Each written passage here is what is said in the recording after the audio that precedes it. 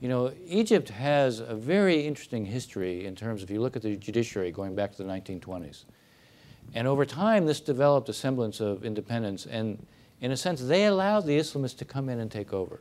You look at all the professional syndicates, whether it's the lawyers or the doctors, it was the Muslim Brotherhood who came to dominate. And this was okay from Mubarak's standpoint, because in a sense, this was the way he lived and let live with the Muslim Brotherhood. He gave them a kind of outlet. And yet, by the same token, anybody who was under the rubric of secular and liberal, no possibility of emerging, no tolerance for them. So you look at what happened. Basically, we're in a situation where you had one place that was seen as being completely authentic and off limits, precisely because the regime didn't have legitimacy, which was the mosque. And in the mosque, you had freedom of speech. So people in the mosque could stand up and say things. And you can imagine, you come to the mosque and you see people who stand up and they're not giving in. And they knew how to play on the anger that people felt and the fact that they didn't have an alternative or an outlet. And so here was the mosque where you had a semblance of freedom of speech, where you were allowed to organize, so the Brotherhood could organize, where the embodiment of being non-corrupt was seen, and the sense of being, in a sense, also the embodiment of social justice was seen, because they would engage in providing, you know, clinics. They would distribute food. When there was an earthquake in Cairo, you know, who was out there distributing food and blankets? It was the Brotherhood. It wasn't the regime. Every natural catastrophe, you would see no sign of the government, but you'd see the Brotherhood. And the Brotherhood didn't have to provide a social safety net for the whole country. They could do it in a very limited way, but it would be seen.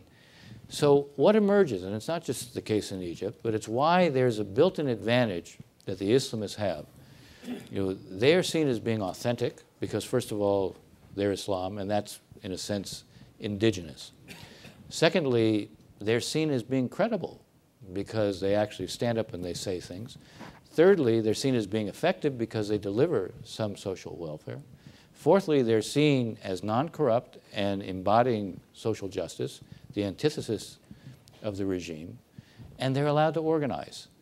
And the secular liberal alternative isn't there. First of all, they bear a stigma because they're secular, and the regime is secular. Secondly, they're not allowed to organize.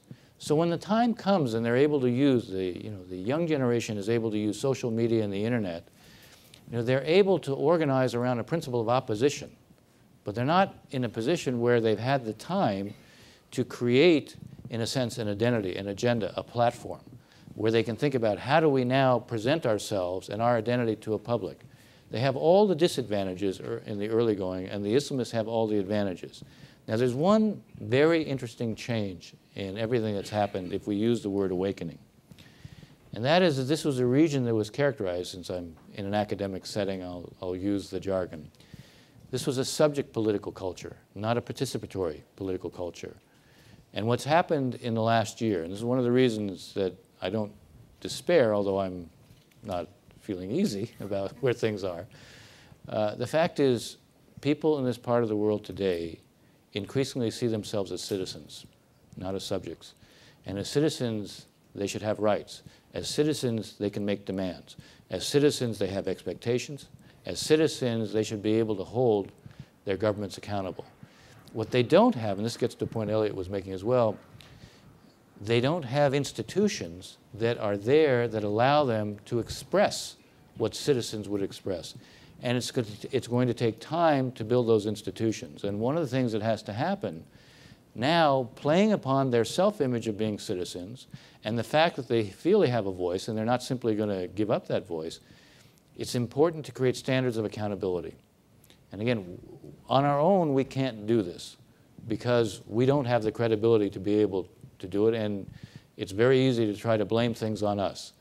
But the more the narrative of blame is the one that's adopted, you know, the more you're not going to see one house built, one job created, and it's not going to address what are the demands and expectations. So there are things that can be done, but you're going to have to create standards of accountability as it relates to the regimes where the Islamists will have all the advantages. Last observation, which gets back to what Steve was saying.